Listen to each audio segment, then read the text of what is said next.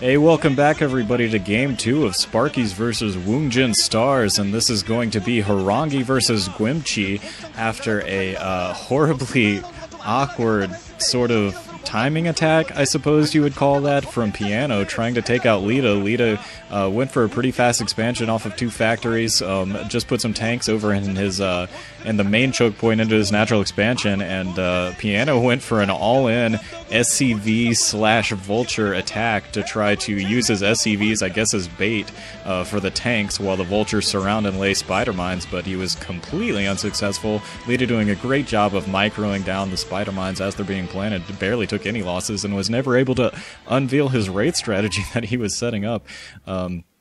So anyways, Sparkyz up 1-0, and we are going to have the return of Horang2. He hasn't played in the past couple of weeks. It looks like this is going to be GuemChi for Woongjin Stars in the southeast position as the white Protoss. Horang2 will be the red Protoss here in the southwest position, and they will be playing on Fighting Spirit. Horang2, like I said, hasn't played for the past couple of weeks. I feel like he might be a little bit in the doghouse with the Sparkyz team. He has not played nearly like he had last year. He is so far 1-4 this season. He won his first game against somebody on Air Force Ace, maybe it was Dark Elf, but then he has lost his last 4 in a row, which is just a far cry from what he was last season. He had a 14-6 record overall. Amazing, really, and most of that, a lot of that, at least, was against Protoss. So far in this season, he has. I thought that his whole strategy was going to be going for two base carriers. He went for that in his first 2 matches. The first time was successful, the second time not quite so much. It was really pretty, but really both of those matches were determined before the carriers were in play, I think. You know, the first one he did a lot of harassment with his first Zealot and Probe. And put himself way in a big lead before he ever got carriers. The second one, he lost his own natural expansion before going for the carriers, so he was way behind anyways. But since then, he has lost to some Zerg that I can't remember off the top of my head, and Frozian, who he had a mini conflict with, I guess, a mini grudge match when he played him, and I believe it was the OSL, and then almost immediately after played him in the Proleague, but Frozian getting the better of him there. Since then, you know, Sparkyz has just been fielding some sort of random Protosses for the most part. Herb, Haksu, and Taza, who for the most part don't have many wins except for Haksu, who I believe now is only going as Secret, so I might start transitioning into just calling him Secret. But Secret taking out Bisu, and the biggest upset of the year, I think. Pretty exciting.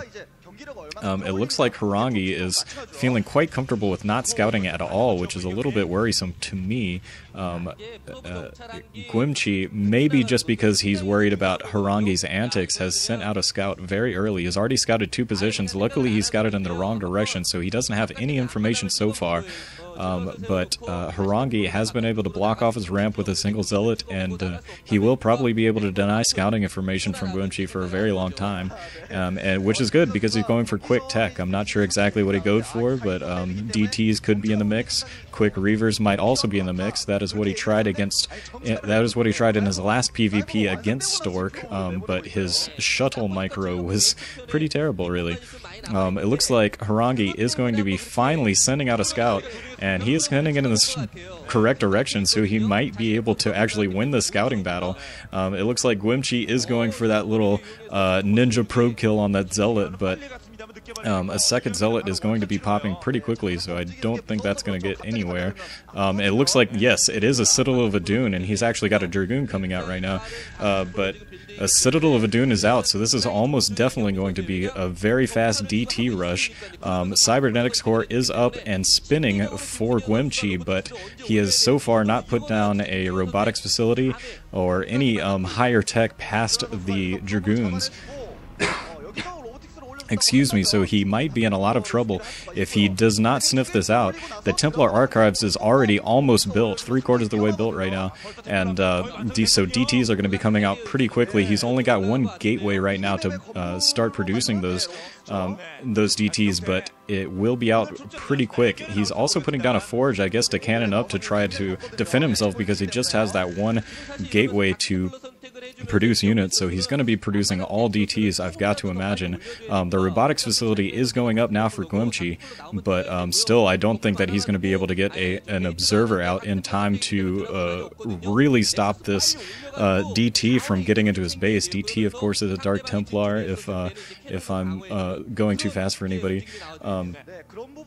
But this, yeah, it's really, this Dark Templar is going to have to do a lot of damage for him. He's putting himself a little bit behind in terms of other tech right now because, you know, in a standard Protoss versus Protoss, it's generally going to be a Dragoon and Reaver battle, and right now GuemChi certainly has Dragoons, and he will be able to get Reavers out more quickly.